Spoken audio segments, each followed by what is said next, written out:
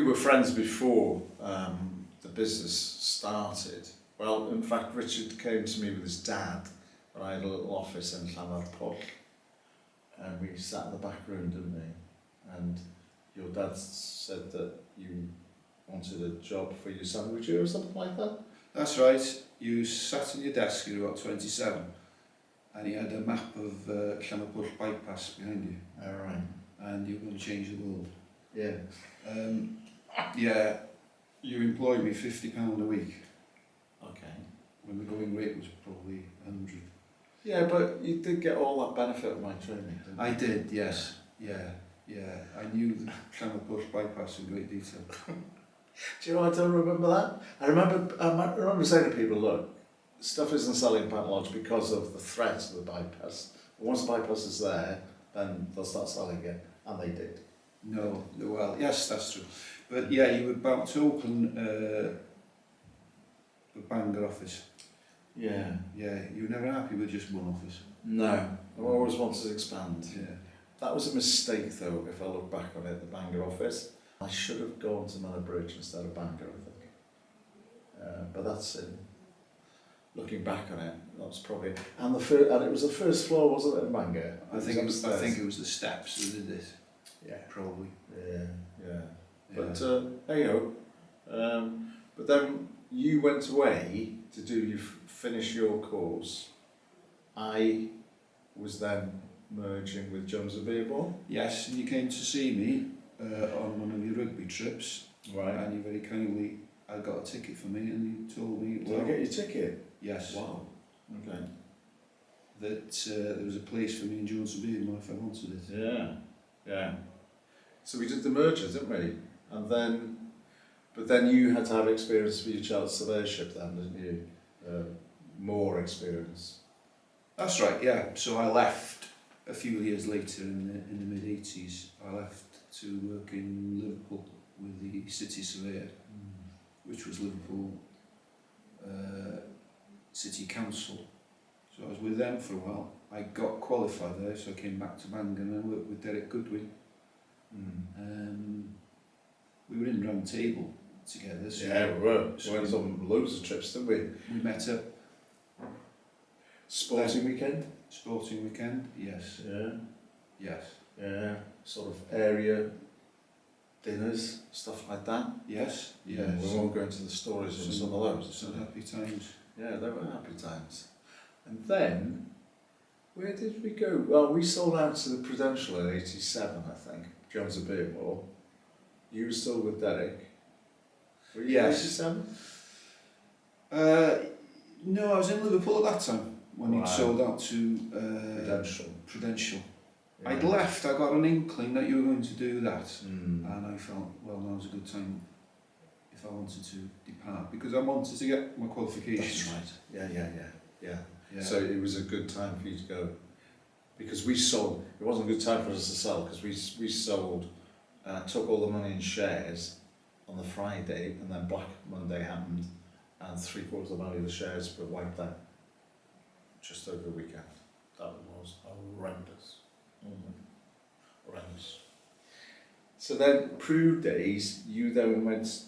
When did you go back to When did you go to Derek Goodwin? I came back to work in Bangor with Derek Goodwin. I think it was in '89. Right. And that housing boom then was just about fading, and it faded out probably in '91. And it was quite a bad recession then. Yeah.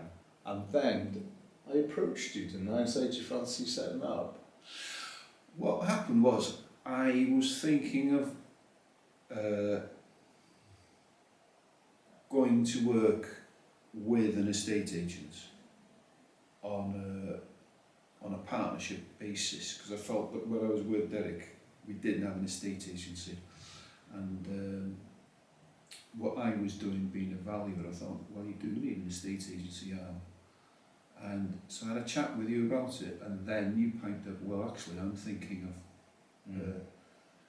doing something, do you want to do it with me? And I said yes immediately. Well, I disappointed somebody, but I did say yes immediately. Yeah, I've been friends with you, and just don't know, it was just a big gut feeling, really. Best thing that I ever did. But then we got together, and there was something else in the tail though. Because we bought 70 High Street, didn't we? Did we buy 70 High Street and we rented the High Street in Carnarvon? Yeah, we bought 70 High Street in Bangor. Yeah. It was where the Plaid Cymru shop was, isn't it? Yes, at the top end. And that was when the High Street was much better. Yeah. But it was really the far end of the High Street. And we took a lease, rented 35 High Street in Carnarvon. Oh my gosh. Which was in a location which was very secondary at the time. Very secondary. Which has changed now, over the years. Yeah, there's a nice, some fashion shops there now, isn't there? Yeah. High Street. Yeah. Yeah.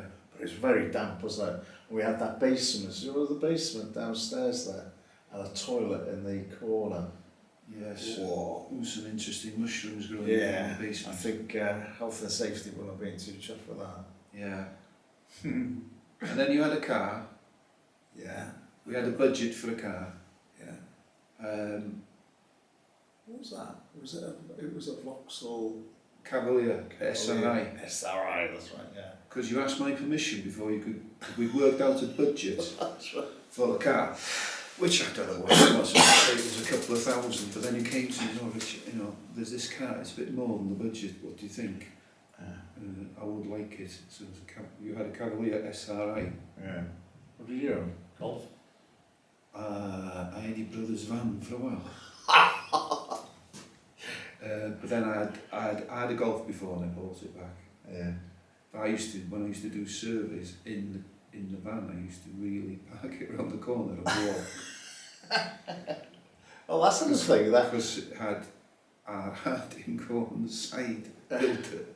Well, that's the thing though. When I started in 1982, I was banned from driving, and I started my business in that April 1982. And I used to walk to properties, or go on my bike, or Kathy used to take me. That was a challenge. But the other thing was that we had this thing, didn't we, when we started, of calling the survey side Thomas Hardy. Yes. And the estate agents Dafydd Hardy. Yes.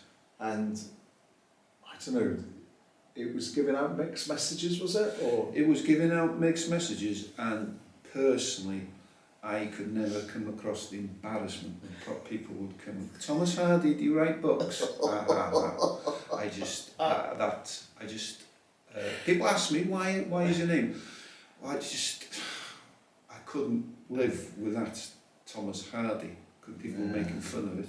Yeah. Now I think, well, you know, stuck with unusual, it. Would have been unusual. Why didn't you? And I've come across other firms with a similar name, you know. But you know, at the time, I was like embarrassed, and I just no.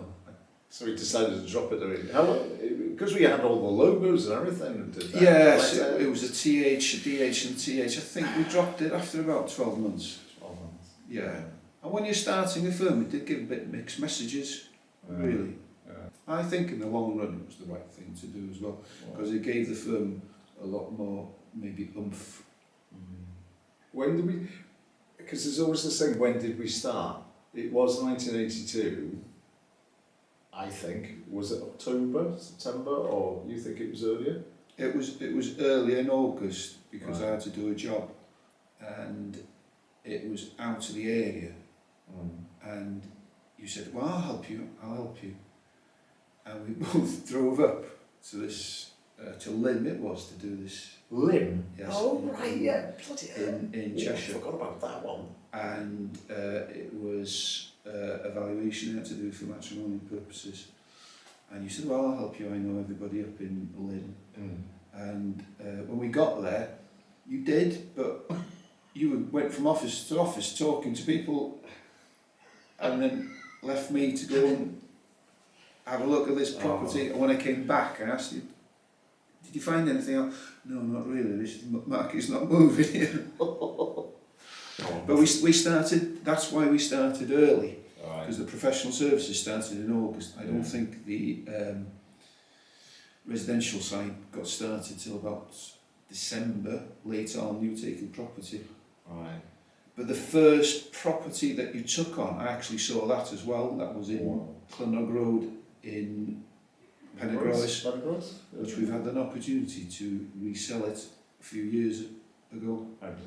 But I took that on in '92, but took it on at so much money that it didn't sell till about '95. We were over trading at one point, weren't we? Where we were taking so many properties on, but they weren't selling as fast as we liked to. So the income wasn't coming in. So we had to go. The bank wouldn't give us any more overdraft facilities. So we had to go. You went to your dad, I went to my dad. I think it was about £1,000 each of them put in. Just 2,000. 2,000. 2,000 each, yeah. You've got much better memory than me. Yeah. I never paid my dad back. Did you pay yours back? No, he didn't want it back. No, that's right. And that got us over the hump, didn't we? So we put that £4,000 into the bank, shut the bank up. We had to operate everything under an overdraft Oh. limit of 10. 10 grand. The other thing that we had in those days, which was innovative, was floor plans. Oh, well, that was down to you. I didn't do that. I think that was your the only idea. one good idea that we had, but that seemed to take off, didn't it? It did. And we used to advertise them in the paper. So you advertise the floor plans with bullet points, a price and an area and where it was. And that was it, wasn't it? Yes. And that was so different to every other agent. And we even were, there was an article in the Daily Mail, I remember, about innovative estate agents in North Wales. Yeah. I was dead chuffed about that. There was very few of them. I think we were only probably the first or the second to do it in the whole country. Oh yeah, yeah, we were. And it took so long for other people to catch on. We had this little software, didn't we? Floor plan 3D or something it was. Yeah. And I learned to do that, and oh, wow, so tricky. I'd be up at 11 o'clock, 12 o'clock at night doing floor plans, so I get them out next day. And then we tried to précis the details, so they weren't, we didn't put radiators and PowerPoints on. And clients, but we still give them a floor plan, and clients would go, hold on, I want my radiators and PowerPoints on. They wanted more detail. We thought we gave away with less. I reflect on how it would be as easy to start a business these days. There was far less barriers in those days, whether we had the experience and people had faith in you. But we went to see the Barclays bank manager, and he was very kind, but it was like going to discuss things with your school teacher, really, or your headmaster. How are you doing? And he was very avuncular. And it must be quite difficult these days when you've got to we don't deal with people who know you. That's right. But I can remember starting in 1982, and I went down to see Gwilym Owen in Barclays Bank, and we spoke about how my rugby career was going, and athletics and whatever, for about half an hour. And then he said to me, "Busy, Sean?" And I said, "Well, I want to start my estate agents." And he said, "Go downstairs, get a temporary checkbook. You can have a £5,000 overdraft, and come and see me in 3 months." And that was it. But when we went to see David Williams, Barclays, when we started, he wanted spreadsheets, didn't he? And I remember showing him the first set of spreadsheets, and for that first year, I think, we showed we were making a profit, and he said, "No, this is too unrealistic." He sent us away, told us to work out some more figures. Yeah. But we were right. We did. We did okay, apart from deliberately, I suppose, costing it and making a loss in the first year. But after that, it was that time when we overtraded. That was the difficult bit, but we got over that. Thanks to parents, really, who were they were just so supportive, weren't they, as parents? Or yes, didn't interfere. No. But they were just fantastic, really. And later on in life, I used to say to my dad, I said, "Do you want to know how the company's doing?" He says, "If it's bad news, don't tell me. If it's good news, yeah, you can tell me." But that's how he wanted to know how we got on. But no, you never got that £2,000 back. Fair play.